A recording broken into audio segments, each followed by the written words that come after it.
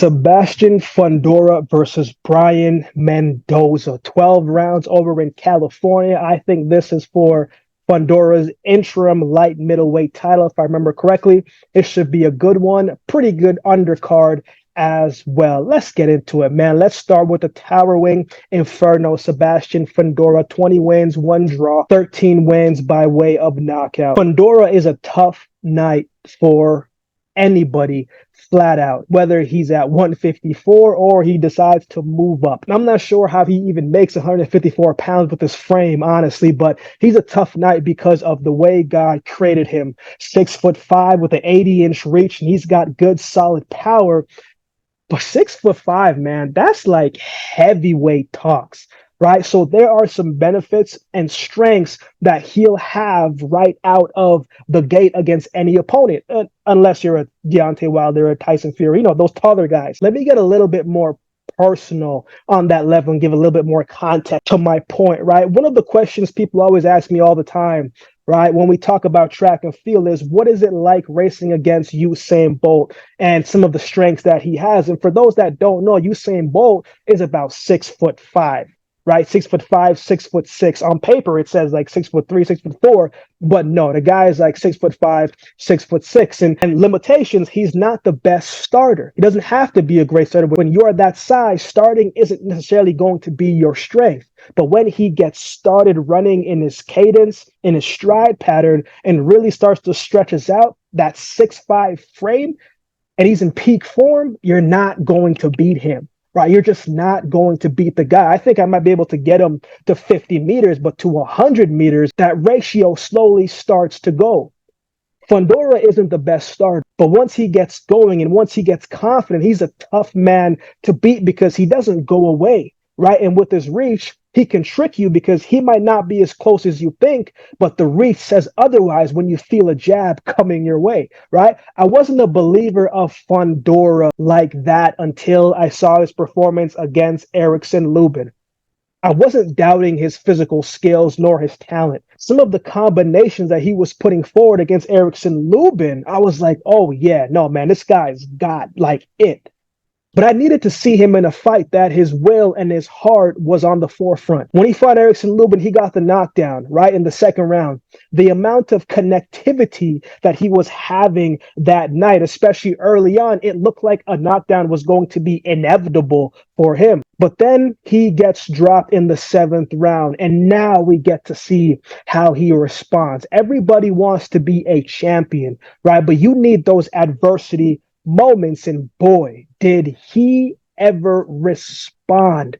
He fought with intention after that knockdown. He fought with more power and more determination, and he got the stoppage win. I like Lubin, but man, he took a beating in that fight. Now you look at Fundora's size and you say, man, you should just fight on the outside, just use the jab and come through with the right hand or the left hand land combinations. Right? He's a guy that likes to fight on the inside. Right, he likes to bang on the inside. He likes to be in your face, and he's going to let his hands fly from every angle because once he's in there, he's effective and he throws good combinations from in close. He's getting every inch out of his reach. He was putting on some nice combinations against Lubin and some nice one against in his last fight against Ocampo as well. I'm talking about uppercuts, hooks, combinations from in close, digging deep with the uppercuts and coming over with the left hand. And it was from all over. And you're like, this guy's reach, how is he able to generate this amount of power from such short stances, right? But he's able to do it.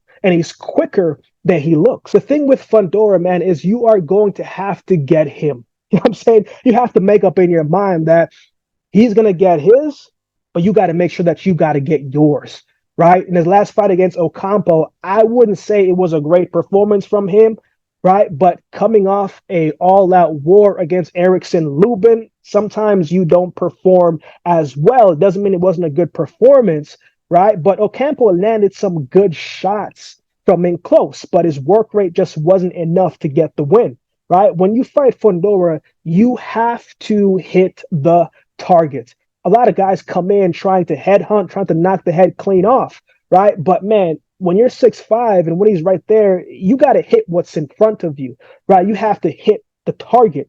Mix your attacks with arm shots, shoulder shots, rib shots, chest shots, forearm shots, and just break him down however that you can. You can't be so focused on hitting the head, because when you're punching up and you miss, you're going to leave yourself open to a body shot or a shot that he is definitely going to respond with. But Brian Mendoza, man, he's got his hands full, but Mendoza is tough. And I think he's going to put together a better fight than Ocampo was able to against Sebastian Fundora. But let's talk about him. Let's talk about Brian Mendoza. 21 wins, 2 losses, 15 wins by way of knockout. We last saw Brian Mendoza last year on the Morrell Jr. versus Your Newly card when he fought Jason Rosario, and he got the knockout win with that beautiful right-handed uppercut to close out that show. That was a knockout candidate of the year. So you know he's got power in his shot. He's not stagnant in the ring, and he can move and set up his shot. He's strong, he's durable, and he can take a shot of his own. I like Mendoza, man, when he's fighting in that mid-distance range, right, where he can slip on the attack and slip out and move and give him some space before his opponent is able to return fire. When you give him space, he's dangerous, because I think he's a thinker in the ring. Going back to his fight against Rosario, leading up to that knockdown, man, Rosario was coming forward. Mendoza was on his back foot, but Rosario wasn't in a good defensive stance, right? And I thought Mendoza was going to hit him with a body shot, but the uppercut was lethal, right? But again, the setup, Mendoza put that left hand forward to make Rosario cover up, and then he came forward, slipped that right hand uppercut to close out the show. It was a beautiful sequence, and it was something that you could see that was coming. But again, you give him that mid-distance range, and he'll make you pay for it. When he fought Benjamin Whitaker, it was the same outcome with the stoppage win, but again, he was dictating the pace of that fight. But when he fought Jesus Ramos, it was a much different story. Ramos, who we saw fought extremely well against Joey Spencer, but Ramos just applied constant pressure in their fight, never letting him get comfortable. He took away that mid-distance range, right? Never let him find his flow, never let him get in his rhythm. And Mendoza was fighting off the back foot most of that night. He had some moments, yes, but stylistically, that just wasn't the best fight for him. Ramos was too much, too strong, too sharp, and the pressure was just a lot for him to get into his zone and his rhythm and flow that he likes. And that's why I think Mendoza is going to have a tough night against Sebastian Fundora, right? Can he hurt Fundora? Yes, absolutely. We've seen Fundora get knocked down before. We've seen him hurt before, and Mendoza has a type of shot that he can hurt Fundora. I believe he can, but it's going to be tough to deal with Fundora's style for 12 rounds. So who wins? I'm taking Sebastian Fundora to win this one by decision or a late stoppage. I say that because if Mendoza can go 10 rounds with Ramos, I think he can go 12 rounds with Fundora, right? He's not going to be sitting in the pocket and trading shots. He's going to move and make himself a little tougher to get hit.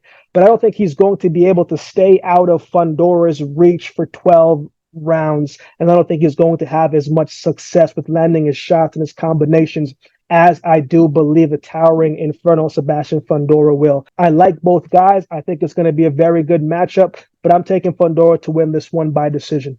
What are your thoughts on this fight? Who do you have winning this one? Let me know in the comment section below. If you would like to support the channel, there's a couple ways you can do so. You can like, comment, share, and subscribe to the channel. If you'd like to support by way of donation, you can find options in the description below. Also, my Cash App handle will be on screen as well. Any amount goes towards the growth and the support of this channel and will be greatly, greatly appreciated. We recently just launched a membership on the channel, and all the membership will allow you to do. I don't always get to do all of the videos. I know you guys always suggest different ones. Well, if you become a member, you will get first access to suggested videos, and I'll do my best to get those videos done for you. So again, I appreciate each of you. I appreciate your support. So with all that being said, we'll see you next time.